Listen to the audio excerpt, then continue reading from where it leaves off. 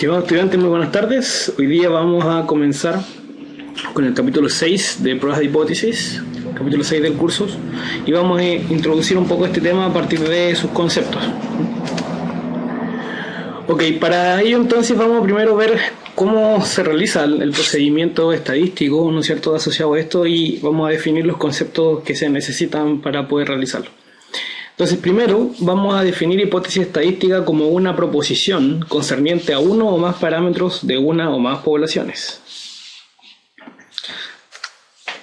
Vamos a tener claridad con respecto a que hay siempre dos hipótesis que se van a contraponer, ¿sí? O dos hipótesis contrapuestas. La hipótesis nula, ¿no es cierto?, que es la afirmación que inicialmente se supone cierta, y la hipótesis alternativa, que es una afirmación contradictoria a la hipótesis nula y donde cae el peso de la prueba. Eso es súper importante destacar, donde cae el peso de la prueba, porque vamos a ver que al momento de formular las hipótesis, la hipótesis alternativa es efectivamente donde cae el peso de la prueba en función de la muestra que se ha realizado.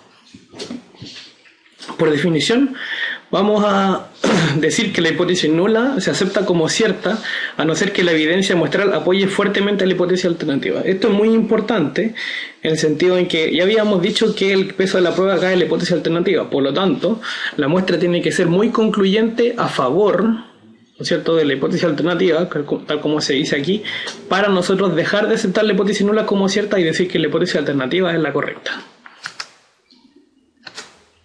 Hay dos conclusiones que se pueden sacar, ¿no? Primero, rechazar la hipótesis nula, y segundo, no rechazar la hipótesis nula. No vamos a hablar nosotros de aceptar, porque el peso de la prueba cae en el rechazo o no rechazo de la hipótesis nula, ¿no? En el fondo, cuando hablamos de que sea a favor de la hipótesis alternativa. Por lo tanto, las dos conclusiones posibles van a ser: ¿se rechaza la hipótesis nula o no se rechaza? Bueno, obviamente no rechazar la hipótesis nula implica de alguna forma asumir que es cierta la hipótesis nula, ¿no? Entre comillas, como aceptar. Y entonces, una prueba de hipótesis es un método que emplea datos de una muestra para decidir si se debe rechazar o no la hipótesis asociada. Vamos a definir entonces con θ, ¿no es cierto?, el parámetro de interés. Entonces la hipótesis nula, H0, siempre va a ser de esta forma, ¿sí? θ igual a θ0, ¿no es cierto?, donde θ0 de alguna forma representa el valor nulo, el valor predefinido de θ. Y las hipótesis alternativas van a tener tres formas posibles. Vamos a ver en la realidad que la hipótesis nula igual puede ser, acá no necesariamente igual, puede ser mayor igual, menor igual, pero en general, por un tema de convención, se utiliza igual, como la cota, digamos.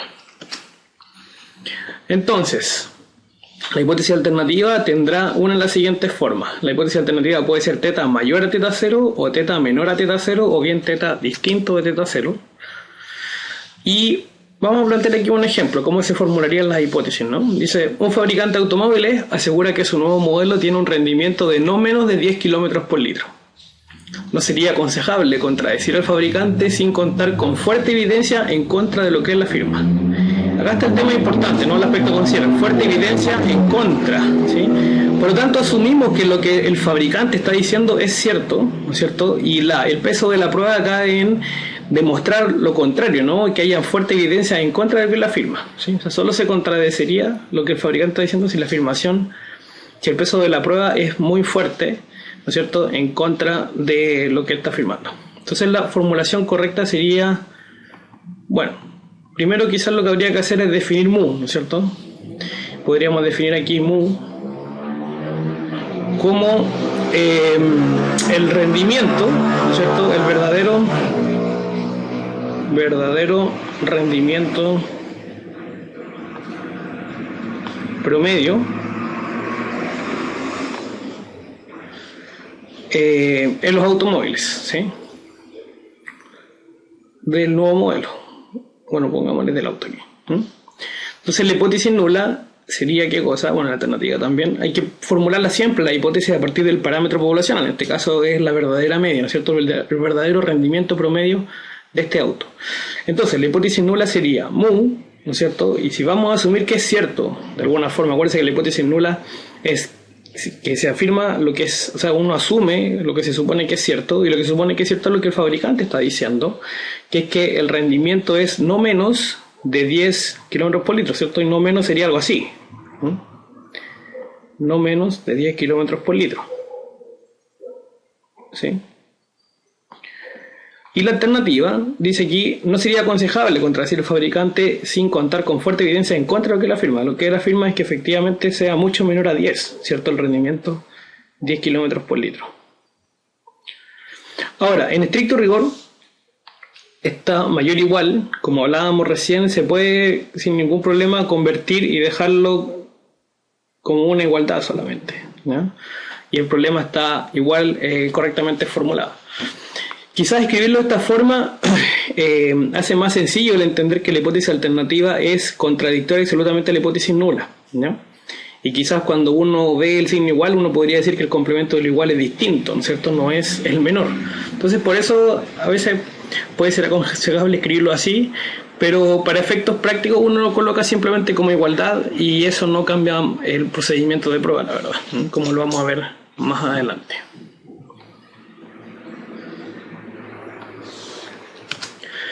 Entonces, el procedimiento de prueba, ¿no es cierto?, es una regla que se basa obviamente en la muestra, en datos muestrales, para determinar si se debe rechazar la hipótesis nula o no, ¿no? Y hay dos componentes importantes en los cuales se basa el procedimiento de prueba, que es el estadístico de prueba y la región de rechazo. ¿Qué es el estadístico de prueba? Es el estadístico en el que se basa la decisión de rechazar o no la hipótesis nula, y la distribución de probabilidad que tenga el estadístico se basa en el hecho de que la hipótesis nula es cierta. Por otra parte, la región de rechazo es el conjunto de todos los valores estadísticos de la prueba para los cuales la hipótesis nula será rechazada. Vale decir, la región de rechazo se basa en el estadístico de prueba que uno utilice, ¿no? Y ese estadístico de prueba, hay ciertos valores para los cuales uno va a decir que no se rechaza la hipótesis nula y hay otros valores que uno dice para los cuales la hipótesis nula se rechaza. Para los cuales la hipótesis nula se rechaza se llama región de rechazo y por lo tanto el complemento, vale decir, los valores para los cuales no se rechaza la hipótesis nula, a veces se le llama región de aceptación. Veamos este ejemplo. Un fabricante de cigarrillos indica que el promedio de nicotina, mu, de la marca Kent de cigarrillos es de a lo sumo 1,5 miligramos. Ok, entonces la hipótesis nula, ¿no es cierto?, de alguna forma sería, si es a lo sumo, uno puede escribir igual, o también podría escribirlo menor igual, ¿no es cierto? Asumimos que es cierto lo que el fabricante está diciendo, y el peso de la prueba caería en demostrar lo contrario, ¿no es cierto?, que el fabricante está de alguna forma mintiendo, y en ese caso sería que mu sea mayor a 1,5. Y bueno, acá vamos a basar nuestra decisión en una muestra de tamaño 32, este es n, ¿no es cierto?, el tamaño muestral, 32 cigarrillos, y el estadístico de prueba. Bueno, si nosotros, nuestro parámetro de interés es la media poblacional, el verdadero promedio de nicotina, ¿no es cierto?, de los cigarrillos, mu, bueno, nosotros lo vamos a dilucidar a partir del promedio muestral, ¿no es cierto?, de nicotina encontrado en estos 32 cigarrillos, y eso lo vamos a anotar con X barra, entonces X barra va a ser nuestro estadístico de prueba. Y la región de rechazo que vamos a definir es que el promedio muestral sea mayor o igual a 1,6, ¿no es cierto?,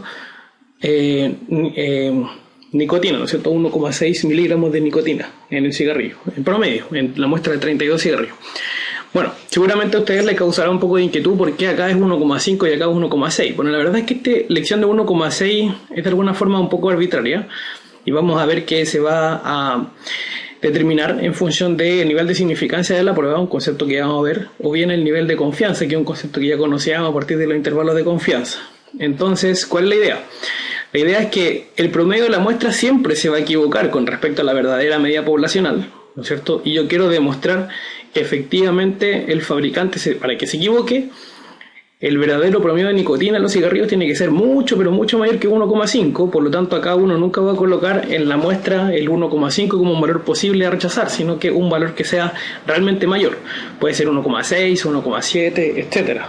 Eso lo vamos a ver, insisto, a partir de un concepto que vamos a ver más adelante, pero por el momento nos quedamos con la idea de que la media muestral tiene que ser realmente mucho mayor que este valor para que uno rechace entonces la hipótesis nula y concluya efectivamente que el verdadero promedio de nicotina es mayor que 1,5. Acuérdense que ahí está el peso de la prueba. El peso de la prueba.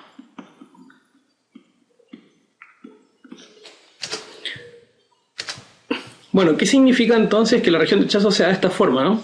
Significa que si el promedio muestral resulta ser mayor o igual a 1,6 de aquí hacia arriba, entonces se rechaza, ¿no es cierto?, la hipótesis nula. Sin embargo, si el promedio muestral resulta ser menor a 1,6, no se rechaza la hipótesis nula, ¿no? Entonces, como hablábamos recién, la pregunta que uno podría hacerse es cómo elegir la región de rechazo. Bueno, la elección de alguna forma tiene que ver con el nivel de significancia que uno quiere asignarle a la prueba, y eso tiene que ver de alguna forma con el nivel de confianza, un concepto que ya vimos en los intervalos de confianza. Eso ya lo vamos a ir explicando un poco más adelante, pero de alguna forma hay que elegir cuál es el valor mínimo de X bar, ¿no es cierto?, para que se rechace o no se rechace la hipótesis nula. Vamos a ver entonces unos conceptos bastante claves dentro de los procedimientos de prueba, y son los errores que uno puede cometer. Definamos entonces estos dos tipos de errores posibles que uno puede cometer, que son los siguientes. Un error tipo 1 es rechazar la hipótesis nula cuando la hipótesis nula es verdadera, ¿sí? O si quieren escribirlo de otra forma, podríamos decir rechazar H0, ¿cierto?, dado que H0 es verdadero. Y el segundo error es no rechazar la hipótesis nula cuando es falsa, ¿sí? Ahora hay que entender lo siguiente: ¿por qué estamos hablando de un error? Porque si nosotros rechazamos una hipótesis nula y la hipótesis nula es verdadera, de alguna forma lo que estamos diciendo es que, por ejemplo, si volvemos al caso de recién del nicotina, ¿no es cierto?, lo que estaríamos diciendo es que en realidad el promedio de nicotina no es a lo sumo de 1,5, sino que efectivamente es mayor que 1,5 miligramos en promedio, ¿no es cierto? Y eso implica entonces que el fabricante va a quedar mal evaluado, ¿no es cierto? Va a decir que está mal su proceso, va a intentar cambiar todo su proceso, y eso tiene un montón de consecuencias. Por lo tanto, equivocarse en eso es bastante grave. Eso hay que considerar. Y el otro tipo de error sería no rechazar la hipótesis nula cuando la hipótesis nula es falsa. O sea, no rechazar H0, dado que H0 es falsa. ¿Y qué significa esto? O volviendo al ejemplo anterior del fabricante de cigarrillos, ¿cierto? Bien. Bueno, no rechazar la hipótesis nula, dado que la hipótesis nula es falsa, esto significa que el fabricante efectivamente lo que está diciendo es falso. O sea, lo que él afirma de que el nivel de nicotina promedio de sus cigarrillos es a lo más 1,5 es falso, o sea, efectivamente es mayor, pero no rechazar la hipótesis nula implica de alguna forma como hacerse el tonto, en el sentido de alguna forma seguir bajo los mismos parámetros de producción, ¿cierto?, cuando en realidad debería cambiarse el proceso porque no se está cumpliendo con la norma. Entonces eso es importante. Ahí también hay un error, porque no estamos rechazando lo que se está haciendo, dado que lo que se está haciendo en realidad está malo. O sea, la hipótesis nula es falsa. Entonces es súper importante considerar que cuando uno trabaja con muestras, como no se trabaja con toda la población, sino que es solo una parte ínfima de ella, siempre es posible cometer alguno de los errores, o el error 1 o el error tipo 2, ¿no? Y esto es independiente de cuál sea la región de rechazo que ustedes elijan, ¿no?, por si acaso. Entonces, vamos a clasificar qué es lo que puede suceder, ¿no es cierto?, al finalizar un procedimiento de prueba. Entonces, nosotros al finalizar el procedimiento de prueba tomamos una decisión. ¿Cuál es esa decisión? No rechazar la hipótesis nula o rechazar la hipótesis nula. Nosotros podemos, por ejemplo, no rechazar la hipótesis nula, equivalentemente entre comillas, es decir, aceptar la hipótesis nula, dado que la hipótesis nula es verdadera. Bueno, si no rechazamos la hipótesis nula, ¿no es cierto?, y la hipótesis nula es verdadera, entonces estamos en lo correcto. Volviendo al ejemplo anterior, significaría decir que en la muestra, ¿no es cierto?, no hay evidencia para indicar que el verdadero promedio, ¿no es cierto?, de nicotina en los cigarrillos es mayor a 1,5, y eso está correcto porque efectivamente era así, por lo tanto no hay un error, o sea, efectivamente estamos tomando una decisión correcta, ¿no? Sin embargo, si nosotros decidiéramos no rechazar, ¿no es cierto?, el proceso, y efectivamente la hipótesis nula es falsa, vale decir lo que está el fabricante afirmando es incorrecto, entonces en ese caso estaríamos cometiendo un error tipo 2. Entonces el error tipo 2 es no rechazar la hipótesis nula cuando la hipótesis nula es falsa. Este es un error. Bueno, acá tenemos otro error, ¿cierto?, que es el error tipo 1. Y el error tipo 1, ¿cuándo se comete? Cuando nosotros finalmente decidimos rechazar la hipótesis nula y la verdad es que no deberíamos haberlo hecho porque la hipótesis nula es verdadera. Entonces ahí cometemos un error tipo 1. Y la otra posibilidad sería rechazar la hipótesis nula, ¿no es cierto?, dado que la hipótesis nula es falsa. No estaríamos cometiendo un error, sino que estaríamos una buena decisión, vale decir, cambiaríamos lo que se está haciendo, ¿no es cierto?, debido a que lo que se decía que se hacía efectivamente no era así. Entonces aquí no hay error. Y este tipo de errores uno puede cuantificar sus probabilidades de ocurrencia, ¿ya? Entonces, alfa sería la probabilidad de cometer un error tipo 1 y beta sería la probabilidad de cometer un error tipo 2. Entonces, alfa, que también vamos a ver que en el fondo es el nivel de significancia, esto que está acá es el nivel de significancia, este nuevo concepto, nivel de significancia, y que es el mismo alfa que usábamos para los intervalos de confianza. Entonces ahí van a ver ustedes que el nivel de significancia es 1 menos el nivel de confianza, es la misma idea, o están asociados de esa forma. Acuérdense que el nivel de confianza es 1 menos alfa.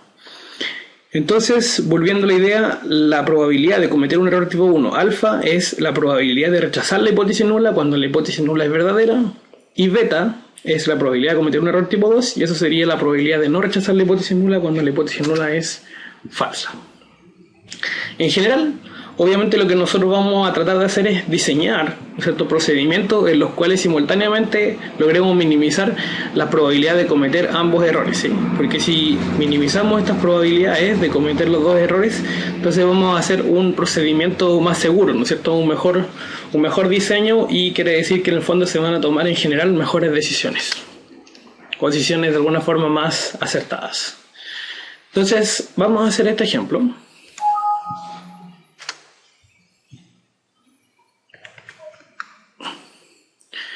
Dice lo siguiente: represente con mu el verdadero nivel de radioactividad promedio, ¿no es cierto?, que está medido en picocuries por litro.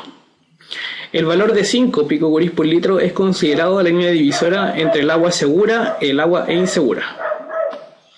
Entonces, la pregunta es la siguiente: ¿usted recomendaría probar H0 igual, mu igual a 5 versus HA mu mayor a 5, o usted recomendaría probar H0 mu igual a 5 HA mu menor a 5? Bueno, entonces, ¿cuál es la idea? Lo que nos sugieren acá, de alguna forma, ¿no es cierto?, es que para poder responder esta pregunta resolvamos cuáles son los errores tipo 1 y tipo 2 que se pueden cometer, ¿eh? Entonces, supongamos el caso 1, llamémosle este caso 1 y llamémosle este entonces caso 2. Para el caso 1, caso 2. Para el caso 1 entonces, ¿cuál sería el error tipo 1? Bueno, recordemos que el error tipo 1, ¿no es cierto?, es o significa rechazar la hipótesis nula, dado que la hipótesis nula es verdadera. ¿Sí? Por eso hay un error, porque yo no debería rechazarla dado que es verdadera. Entonces, ¿qué significaría en el contexto de este problema rechazar la hipótesis nula? Bueno, rechazar la hipótesis nula significaría de alguna forma afirmar que HA es cierto, ¿no? Y que HA es cierto significa entonces de que hay un nivel de radioactividad alto, ¿no es cierto?, en el agua, ¿no? Porque acá dice que 5 es el considerado el valor límite entre la línea divisora, entre el área segura, entre el agua segura, perdón, e insegura. Entonces, en este caso, rechazar la hipótesis nula significaría afirmar, de alguna forma, o concluir, o sea, concluir podríamos decir, que quizás es más adecuado, concluir que el agua es insegura, porque estaríamos concluyendo en el fondo que mu es mayor a 5, cuando la verdad es que el agua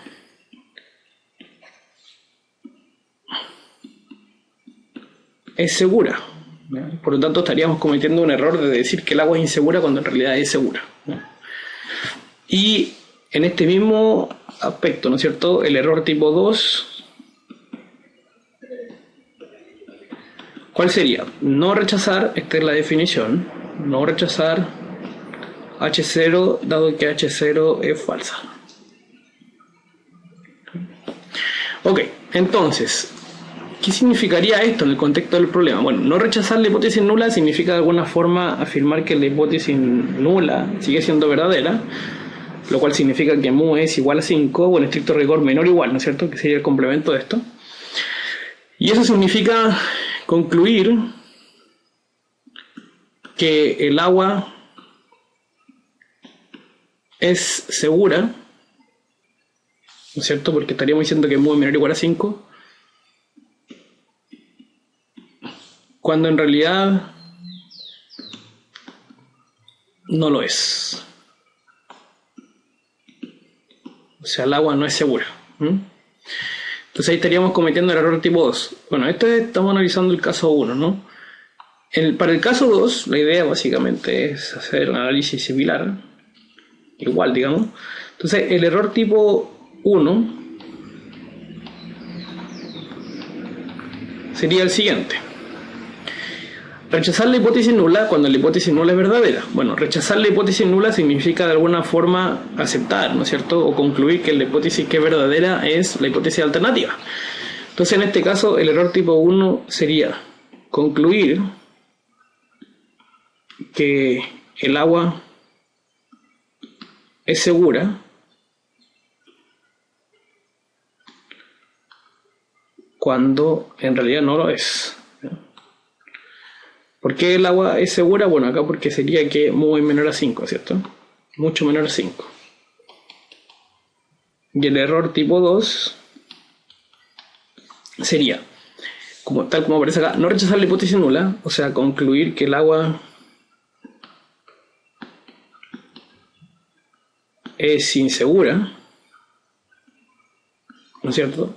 Porque mu es mayor o igual a 5. Cuando en realidad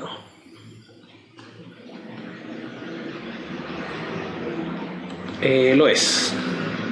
¿Y por qué es segura? Porque la hipótesis nula es falsa. Y si es falsa, entonces la alternativa es correcta. Entonces acá ya hemos formulado los dos tipos de problemas, ¿no es cierto? Y los dos errores posibles que se pueden dar en cada uno de los casos. Caso 1 y caso 2.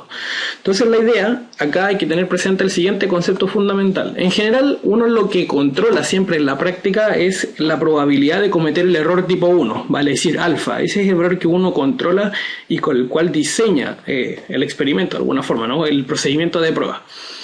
Entonces, desde ese punto de vista, hay que tratar siempre de que el error tipo 1 sea el más grave, puesto que eso es lo que podemos controlar, la probabilidad de cometer un error tipo 1. ¿Ya? Entonces, podríamos escribir aquí que, dado los dos casos,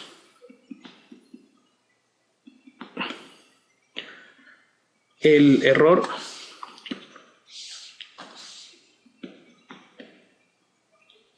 más grave, bueno, ¿cuál sería? Pensemos en las consecuencias que tiene, por ejemplo, el agua, ¿no es cierto? El agua que se está entregando a la población, el cual pasa a ser, ¿no es cierto?, puede ser segura o puede ser insegura, ¿no? Pensemos en la consecuencia en que tiene que el agua realmente esté contaminada con un nivel de radioactividad importante.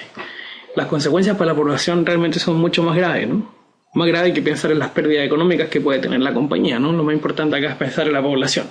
Desde ese punto de vista, lo que uno desearía controlar, ¿no es cierto?, o el error que se cometiera sea mínimo, ¿no es cierto?, es ¿cuál? Bueno, lo que sería en el fondo darle agua, o sea, decirle a la población que el agua es segura cuando en realidad no lo es, ¿no? Y ese error, ¿por qué es tan grave?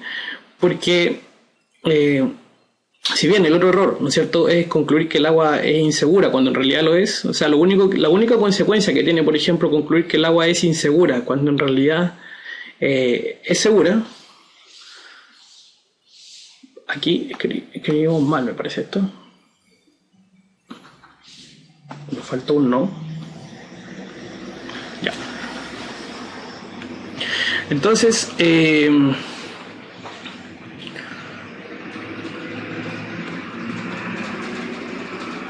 ok, les decía que concluir que el agua es insegura cuando en realidad no lo es, o sea, cuando el agua es segura, Si bien es un error, ¿y qué consecuencia uno puede pensar que tiene esto? En el fondo, no sé, pues el ministro de salud, ¿no es cierto?, las autoridades de salud del país, de la población, etcétera, lo que harían es encargarle a la empresa sanitaria encargada de distribuir el agua, decirle: oiga, ustedes tienen que revisar su proceso, la verdad es que su agua que están entregando es muy insegura y por lo tanto deben cambiar lo que están haciendo. Desde el punto de vista económico, eso tiene consecuencias de dinero, ¿cierto? Obviamente para la empresa eso va a implicar gastos asociados que quizás no tenía contemplado, pero no va a haber una mayor consecuencia con respecto a lo que va a suceder en la población, puesto que la población no va a consumir en ningún caso agua insegura. Sin embargo, cuando nosotros concluimos que el agua es segura y en realidad no lo es, estamos cometiendo un error súper grave, porque en el fondo la población va a empezar a consumir agua insegura y la gente a lo mejor se puede morir. Desde ese punto de vista, ¿no es cierto?, el error más grave ya decimos que es concluir que el agua es segura cuando en realidad no lo es, ¿no? ¿Y por qué entonces este error sería grave? Porque en el fondo el Ministerio de Salud, ¿no es cierto?, las autoridades de salud van a decirle a sanitarios: está bien, lo que ustedes están haciendo está bien, el agua parece que está bien para la población, así que síganle dando nomás. Pero la verdad es que el riesgo para la población es muy grande, ¿no es cierto?, o la probabilidad de enfermarse sería mucha, digamos, debido a que están dándole agua con radioactividad o con un nivel no permisible. Por lo tanto, en ese caso ese error es súper gravísimo, digamos, por las consecuencias que tiene para la población, para la sociedad, ¿no? Entonces, dado que ese es el error más grave, uno lo que tiene que identificar después es decir, bueno, dada cuál tipo de formulación, ese error se encuentra calificado como error tipo 1. Y si revisamos los dos, por ejemplo, en el primer caso, el error tipo 1 acá es concluir que el agua es insegura, cuando en realidad, ¿cierto?, el agua es segura. Bueno, ese error, como decíamos recién, no es tan grave porque va a provocar cambios en los procesos, en los procedimientos de la compañía, ¿no es cierto? Quizás le va a hacer gastar un poco de plata para revisar qué es lo que está haciendo, pero no va a tener consecuencias sobre la población. Sin embargo, en este otro caso, en el caso 2, el error tipo 1 sí sería concluir que el agua es segura cuando no lo es, y ese es el error grave que nosotros queremos controlar. Por lo tanto, desde ese punto de vista, la formulación correcta, ¿no es cierto?,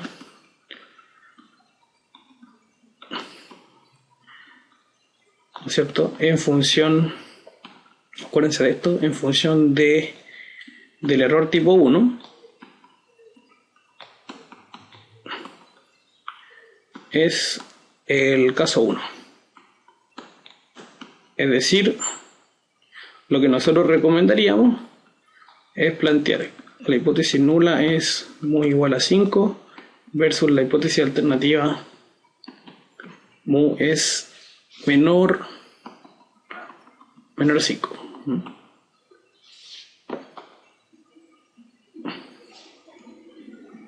Ok. Bien, nos quedamos entonces con esa idea. Que esta es la formulación correcta. Fíjense que de alguna forma acá lo que se está demostrando en la hipótesis alternativa, que sea mu menor a 5, es que esto es lo que realmente se quiere demostrar. O sea, lo realmente importante es demostrar que el agua es segura. Y para demostrar que el agua es segura hay que demostrar que el nivel promedio de radioactividad es mucho menor a 5. De esa forma nos aseguramos que la población no se contamine. Ok. Vamos a ver entonces ahora los procedimientos, o sea, en qué consiste, cómo se desglosa en pasos el procedimiento de prueba de hipótesis. Entonces, comenzamos. El primer paso consiste en identificar cuál es el parámetro de interés y describirlo en el contexto de la situación del problema. En el caso recién, el parámetro de interés era el verdadero promedio de radioactividad que tenía el agua, ¿no es cierto? Y ese parámetro es mu. Entonces, mu sería el parámetro de interés y describirlo en el contexto del problema es lo que les decía recién, que significa el verdadero promedio de radioactividad en el agua. El paso 2 es determinar el valor nulo y establecer la hipótesis nula. Bueno, el valor nulo en este caso sería el valor 5, ¿cierto? Porque 5 era el valor que separaba lo que es aceptable, ¿no es cierto?, el nivel de radioactividad de lo que no lo es, ¿no es cierto?, el que pasa a ser el agua segura e insegura, que separa el valor. Tercero, establecer la hipótesis alternativa adecuada. Entonces, la hipótesis alternativa adecuada, en el caso anterior sería que mu sea menor a 5, por lo que explicábamos, porque de alguna forma el peso de la prueba caía ahí, ¿cierto?, en que efectivamente el agua tenía que ser sí o sí segura. Y por eso para la autoridad era más apropiado plantear que la hipótesis nula que mu era mayor o igual a 5 y versus la alternativa que mu es menor a 5, porque de esa forma nosotros de alguna forma la autoridad suponía que el agua era insegura y quería demostrar que en realidad no era insegura sino que era segura. Esa es la idea. El cuarto paso, dar la fórmula para el valor calculado del estadístico de prueba, ¿no es cierto? Entonces ya tenemos paso 1, 2, 3, 4. El quinto paso es establecer la región de rechazo para un nivel alfa especificado. Bueno, este alfa que hablábamos recién es lo que llamamos nosotros nivel de significancia.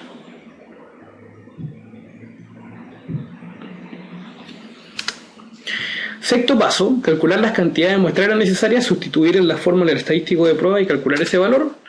Y el séptimo es determinar, ¿no es cierto?, o concluir si se debe rechazar o no la hipótesis nula y establecer una conclusión a partir de ello en el contexto del problema.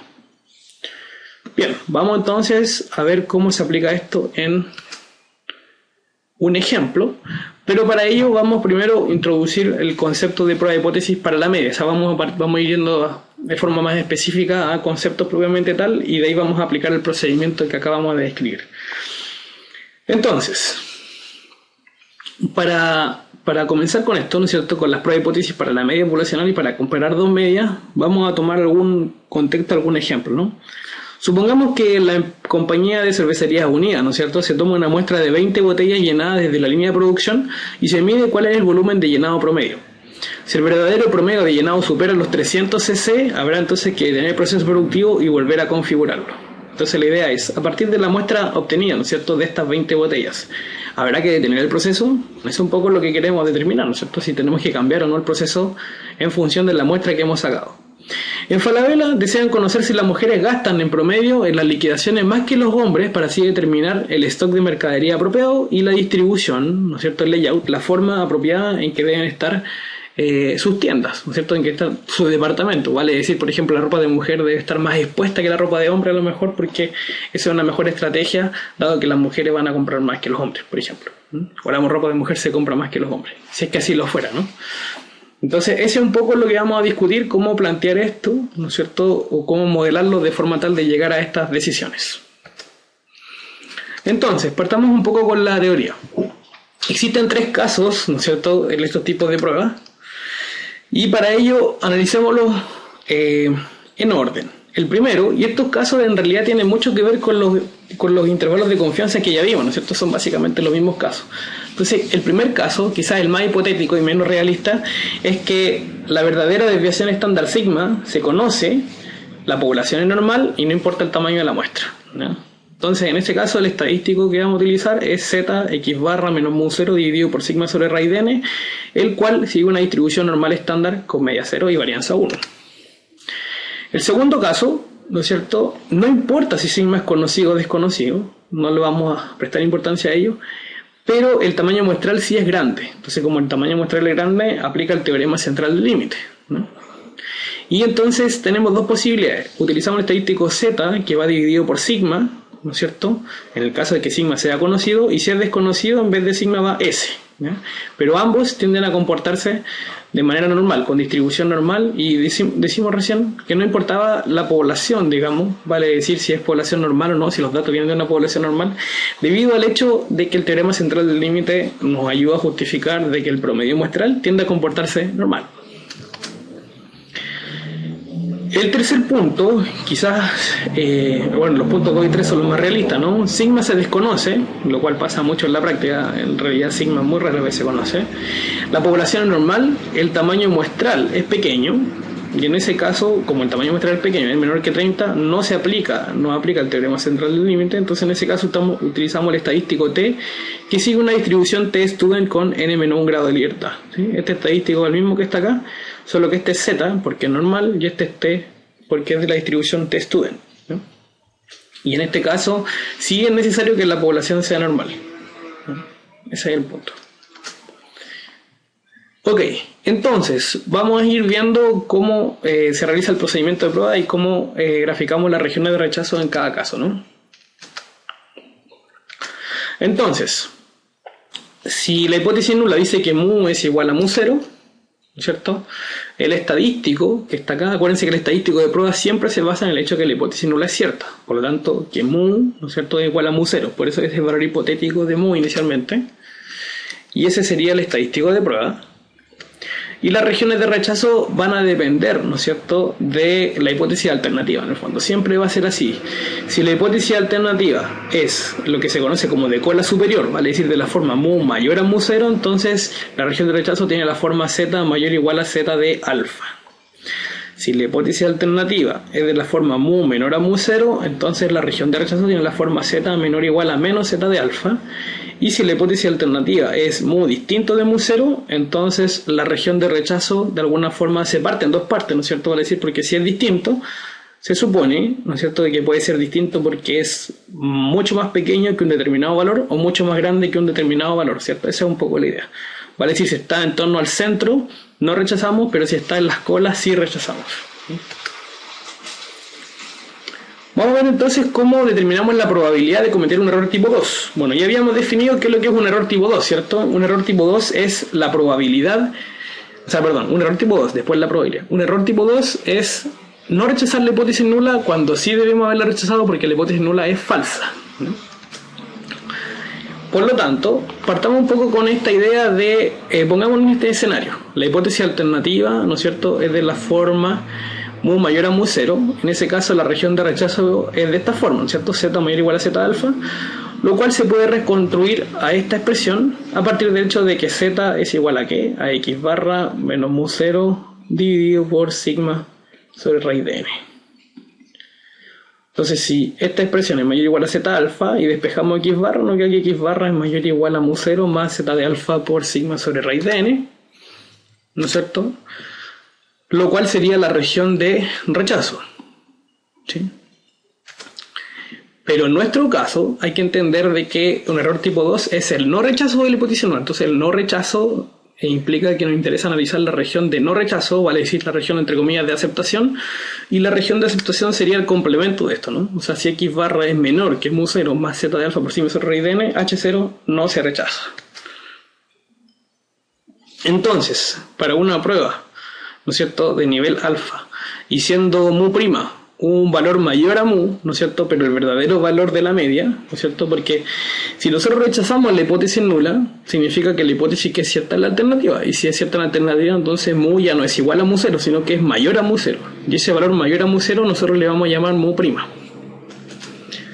Entonces, el beta, recordemos que es la probabilidad de que la hipótesis nula no se rechace, dado que en realidad la hipótesis nula debería haberse rechazado. ¿Por qué? Porque es falsa. ¿Y por qué es falsa? Porque la verdadera media ya no es mu 0, sino que es mu. Recordemos que ese valor mu' es mayor a un mu 0, ¿sí?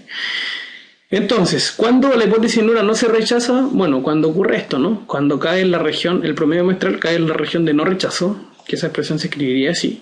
Luego, ¿qué hacemos? Estandarizamos esta expresión, vale decir, a x barra, ¿no es cierto?, le quitamos su verdadera media, y la verdadera media es mu', entonces mu', y luego al lado derecho también quitamos mu', obviamente, y luego dividimos por su desviación estándar, y la desviación estándar es sigma sobre raíz de n, entonces nos queda sigma sobre raíz de n acá, y este término nos queda libre. Por lo tanto, beta de mu' sería phi de z de alfa más mu 0 menos mu' dividido en sigma sobre raíz de n.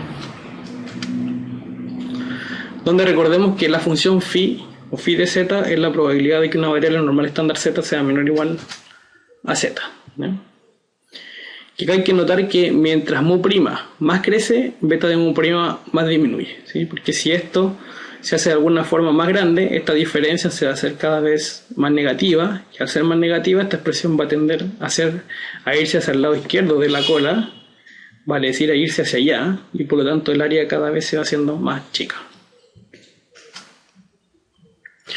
Análogamente, ¿no es cierto?, para una prueba de nivel alfa, si la hipótesis nula, la alternativa es mu menor a mu 0, vale decir es una prueba de cola inferior, entonces el beta de mu' se puede demostrar que es esta expresión, y cuando es distinto, ¿no es cierto?, se puede demostrar que beta de mu' es esta expresión que está acá. Bien, bueno, para más detalles sobre cómo se determina eso, pueden revisar el libro de Dedekor, por ejemplo, o el libro de Montgomery. Vamos a ver ahora cómo nosotros podemos determinar el tamaño apropiado, ¿no es cierto?, cuando queremos definir un cierto nivel de error que queremos cometer. Entonces, si nosotros especificamos ese nivel de error alfa y ese nivel de error beta, ¿no es cierto?, y la verdadera media en realidad no es mu0, sino que es mu', entonces, para una prueba de cola superior, ¿qué significa una prueba de cola superior? Significa que HA es mu mayor a mu0. N debe ser un valor tal que phi, ¿no es cierto?, de z alfa más mu0 menos mu' dividido por sigma 0 raíz de n sea igual a beta, que es lo que teníamos expresado antes como el beta. Y acá, si nosotros aplicamos la función inversa y despejamos, nos va a quedar que menos z de beta, porque ese valor es negativo, que el área es muy chica, digamos, el beta, menos z de beta es igual a z de alfa, o sea, en el fondo lo que estaba al interior de esta expresión, ¿no es cierto? Y si despejamos de ahí n, se obtiene que esta es la expresión para n, en función de z de alfa, z de beta. Y, bueno, recordando que la idea aquí es que z de beta es un valor positivo y menos z de beta sería un valor negativo, ¿no?, por si acaso. Entonces, esta expresión que está acá es para la prueba de cola superior o inferior. Esa es la expresión para determinar el tamaño muestral a partir del alfa y el beta que nosotros nos demos. Y para una prueba de dos colas tenemos que es un resultado aproximado, donde alfa nuevamente sería la probabilidad de cometer un error tipo 1, pero acá va el alfa medio, y beta sería la probabilidad de cometer un error tipo 2. Entonces ese era el caso 1. ¿Cuál era el caso 1? Acuérdense que era el caso ideal en que la población era normal, sigma se conocía, ¿no es cierto? Y por lo tanto utilizábamos el estadístico z x barra menos mu0 partido por sigma sobre raíz de n.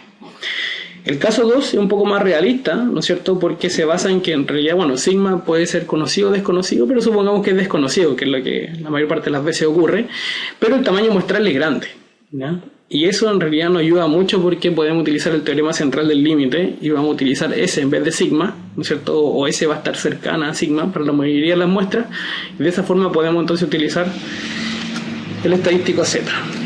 De alguna forma esto, por el teorema central del límite, podemos decir que tiende a tener una distribución normal, ¿no es cierto? O sea, digámoslo acá, por el teorema central del límite, esto tiende a tener una distribución normal estándar. Entonces, si sustituimos mu0 en lugar de mu, el estadístico que tenemos es este, ¿no es cierto?, el cual se distribuye aproximadamente normal estándar cuando la hipótesis nula es cierta. Y los procedimientos anteriores, vale decir las fórmulas a las que concluimos para los beta y la forma de determinar el n, siguen siendo válidas. La única diferencia es que aquí alfa va a ser una aproximación, en cambio alfa ya era una exactitud, ¿cierto? Aquí va a ser aproximadamente, pero para efectos prácticos las fórmulas sirven exactamente igual. Entonces acá tenemos de alguna forma un resumen de lo que hemos visto hasta ahora. Cuando la prueba es de cola superior, ¿no es cierto?, la región de rechazo tiene la forma z mayor o igual a z de alfa, por lo tanto este es el área de rechazo. Pero para efectos prácticos es, si el z es mayor que ese valor, de aquí para allá se rechaza. Esa área es alfa. Si la prueba es de cola inferior, ¿no es cierto?, aquí tenemos alfa, y por lo tanto lo que queda acá al medio sería 1 menos alfa. Acá también. Y el rechazo se produciría de ahí para allá. Ahí sería el rechazo. Si tenemos z más pequeño, aquí más grandes que z alfa y acá más chicos que menos z alfa. Y cuando la prueba de dos colas, el alfa, ¿no es cierto?, que de alguna forma a nivel de significancia se reparte en dos partes. De aquí hacia abajo y de aquí hacia arriba. Por lo tanto, la suma de estas dos colas nos da alfa y por lo tanto lo que nos queda al medio es 1 menos alfa. Entonces la región de rechazo es z menor o igual a menos z de alfa, o sea, de aquí hacia allá, o z mayor o igual a z de alfa medio, que sería de ahí hacia arriba. Veamos entonces ahora el caso 3. ¿Cuál es el caso 3? Bueno, la población era normal y sigma desconocido, pero la muestra es pequeña. O sea, ¿qué significa esto? Que no aplica el teorema central del límite. Y si mu es igual a mu0, entonces nosotros teníamos que el estadístico era este, t igual a x barra menos mu0 de S dividido por raíz de n, y este es el estadístico de prueba, ¿no es cierto?, cuando la hipótesis nula es verdadera. Y en este caso, las regiones de rechazo van a depender nuevamente si la prueba es de cola superior, cola inferior o dos colas. Si es de cola superior, sería t mayor o igual a t de alfa n menos 1. Si es de cola inferior, sería t menor o igual a menos t de alfa n menos 1. Y si es de dos colas, sería así esta expresión, ¿no? O sea, en el fondo aquí va alfa medio y alfa medio, que es en el fondo la gran diferencia. Vamos a hacer este ejemplo. Y con ello terminamos la clase. Entonces, un fabricante de sistemas de aspersión utilizados para la protección de incendios en oficina afirma que el verdadero promedio de temperatura de activación del sistema es de 130 grados Fahrenheit. De alguna forma, este dato ya al tiro nos está diciendo cuál es el valor nulo, ¿no es cierto? O el valor que hay que predefinir del parámetro de interés, 130 grados Fahrenheit. Se prueban 9 sistemas, dice, de aspersión, y en esos 9 sistemas, se produjo un promedio muestral de 131,08 grados Fahrenheit. Si la distribución de los tiempos de activación distribuye normal, efectivamente se distribuye normal, y tenemos cuánto es la verdadera desviación estándar, sigma igual a 1,5, nos preguntan si la muestra obtenida contradice la afirmación del fabricante.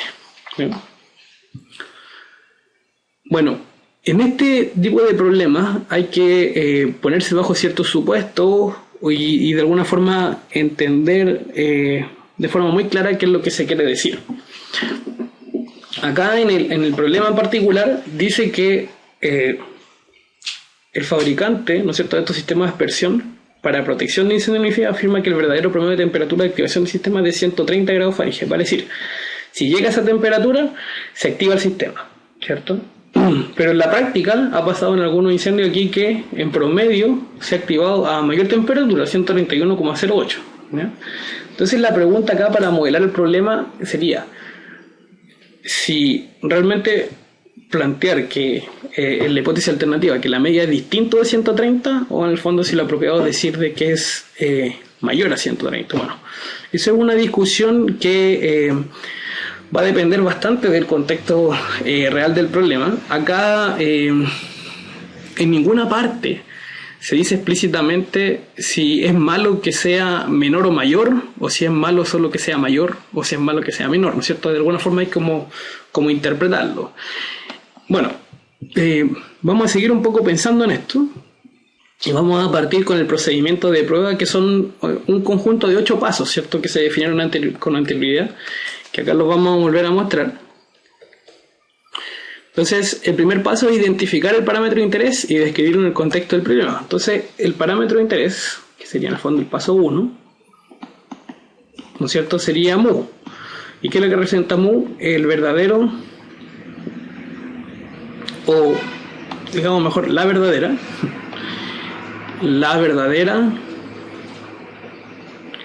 temperatura promedio de activación del sistema de aspersión. Eso es lo que nos interesa, ¿cierto? Realmente lo que nos interesa saber es cuánto es la verdadera temperatura promedio a la cual, ¿no es cierto?, efectivamente se activa el sistema contra incendio. Entonces, ese parámetro de interés, el paso 1. ¿Cuál es el parámetro de interés, no es cierto?, y cuál es el contexto en el que se describe para el problema en particular. El paso 2, acuérdense que es identificar, ¿no es cierto?, el valor nulo y plantear la hipótesis nula. Bueno, nosotros dijimos que en general la hipótesis nula siempre la vamos a plantear como un igual, ¿cierto?, no como un mayor igual o menor igual, aunque dijimos que se podría hacer en algunos casos, pero para no generar mayor problema, mejor dejémoslo siempre como igual. De esa forma no se va a equivocar, digamos, al plantear la hipótesis nula. Y el valor nulo, mu0, debería ser un valor predeterminado para el cual nosotros nos interese probar, ¿no es cierto? Que en este caso claramente el valor es 130 grados Fahrenheit, ¿sí? El paso 3 consiste en describir, ¿no es cierto?, la hipótesis alternativa. Y la hipótesis alternativa, recuérdense algo súper importante, la hipótesis nula es lo que se asume que es cierto, Acá lo que se asume es cierto lo que está diciendo el fabricante, ¿cierto? Y la hipótesis alternativa es el peso de la prueba, o sea, qué es lo que nosotros queremos demostrar en función de lo que se ha dicho. Y acá lo que queremos demostrar de alguna forma es esto, ¿no? Aquí está el peso de la prueba, dice, la muestra obtenida, que se basa en 9 ciertos sistemas de aspersión, ¿contradice la afirmación del fabricante? Entonces aquí, como la pregunta es si contradice la afirmación del fabricante, hay que analizar qué es lo que dice el fabricante. Lo que dice el fabricante es que el verdadero promedio de temperatura es de 130. Entonces contradecirlo significa que es distinto de 130. Por lo tanto, ese sería el planteo correcto, ¿no es cierto?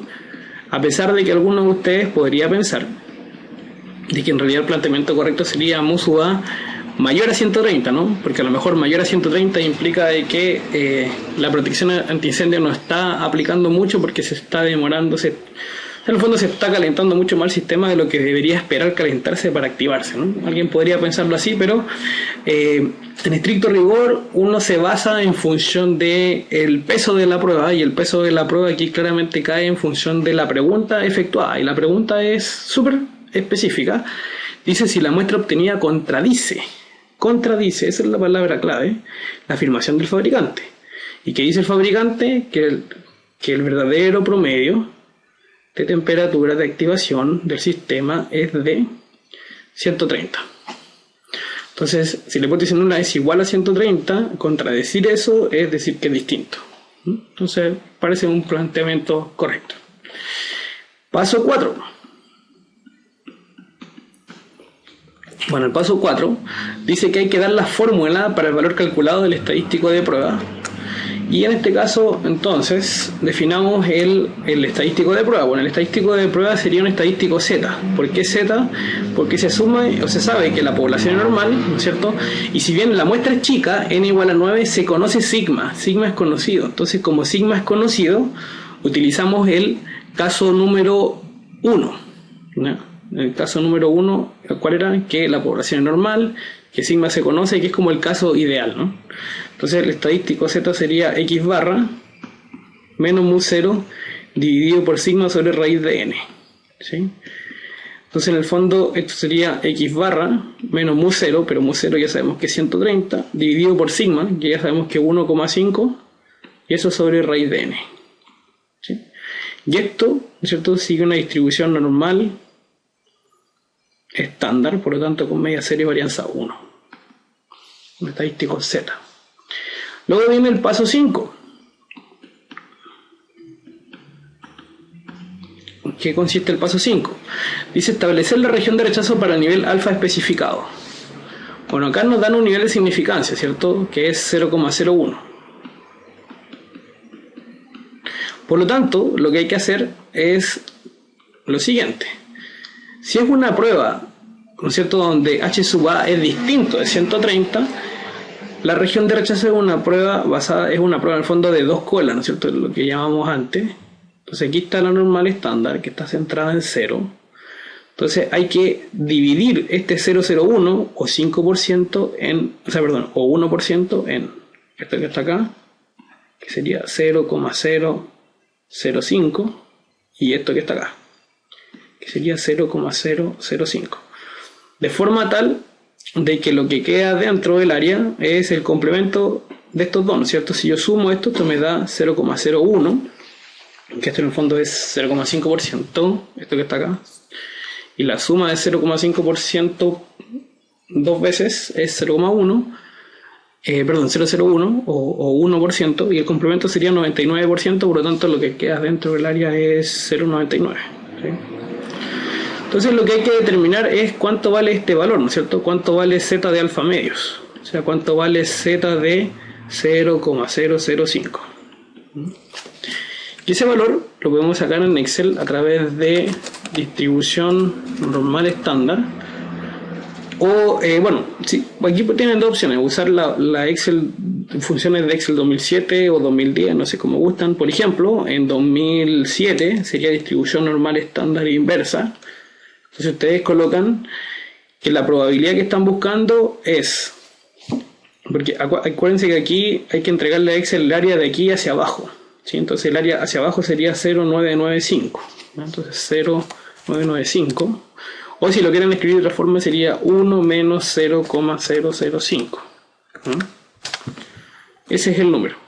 Otra forma de calcularlo sería con las funciones 2010, que serían las .in, o sea, las funciones in, ¿no es cierto? Entonces, in, acá dice normal estándar, ustedes colocan probabilidad.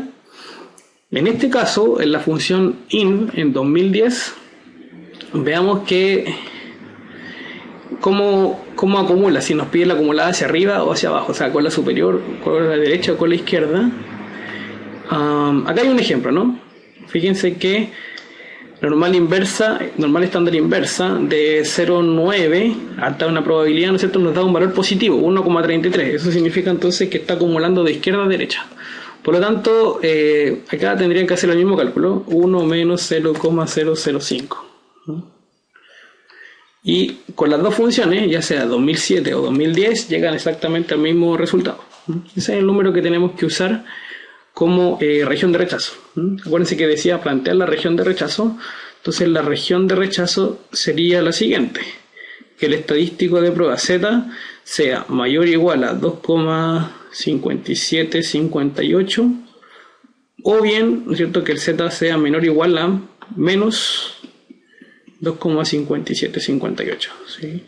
Que sería el valor que está acá, ¿no es cierto? Este número que está acá es menos Z de alfa medios, y ese número es menos 2,5758. Entonces, de aquí hacia allá se rechaza la hipótesis nula, o de aquí hacia arriba, cualquiera de esos casos. Bueno, vamos al paso 6. El paso 6 dice: calcular las cantidades muestrales necesarias, sustituir en la fórmula estadístico de prueba y calcular ese valor. Bueno, nuestro estadístico de prueba Z es x barra menos 130 dividido por sigma, que es 1,5 sobre raíz de n. En nuestro caso, x barra resultó ser 131,08 menos 130, y esto va dividido por 1,5, y eso dividido por raíz de n, y n es la cantidad de datos en la muestra. En este caso fueron 9 sistemas los que se muestraron, y esto nos da, por acá, 131,08 menos 130 dividido por 1,5 sobre la raíz de 9, que ya sabemos que es 3, pero escribámoslo tal cual por si acaso. Ahí está. Entonces el valor de Z nos dio 2,16, ¿sí? Lo cual podemos graficar, ¿no es cierto?, en esta curva que hicimos, y si nosotros graficamos el 2,6 podemos decir que el 2,6 está por acá, ¿no es cierto? Por aquí está el 16, no 6, 2,16, que es este número. Y si se dan cuenta, no cae en la región, ¿sí? No es mayor a este número ni es más chico que ese, ¿no? Y ese en el fondo es el paso 7. Entonces el paso 7 es determinar, ¿no es cierto?, si se rechaza o no se rechaza la hipótesis nula, y concluir en el contexto del problema. Entonces uno tiene que decir que, como 2,16, ¿no es cierto?, no es mayor o igual a 2,5758, bueno, ni tampoco es menor a menos 2,58, ¿no es cierto?, significa que no cae en la región de rechazo, y como no cae en la región de rechazo, entonces no se rechaza H0. ¿Y cuál sería la conclusión entonces? Bueno, si no se rechaza la hipótesis nula, significa que no hay evidencia para contradecir lo que el fabricante está diciendo. Entonces la conclusión sería: no existe evidencia para contradecir la afirmación del fabricante en cuanto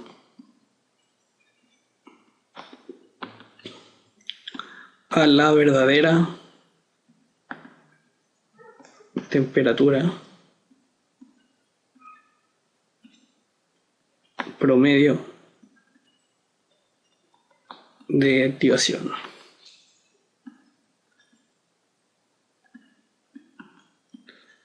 Del sistema. Ok, entonces dejamos hasta aquí esta clase.